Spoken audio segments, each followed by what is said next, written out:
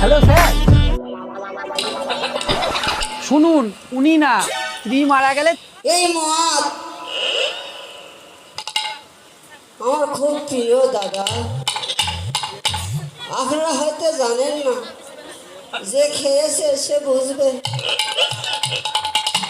বউ ছেড়ে চলে গিয়েছে, কিন্তু মদ আমাকে এখনো ছাড়েনি।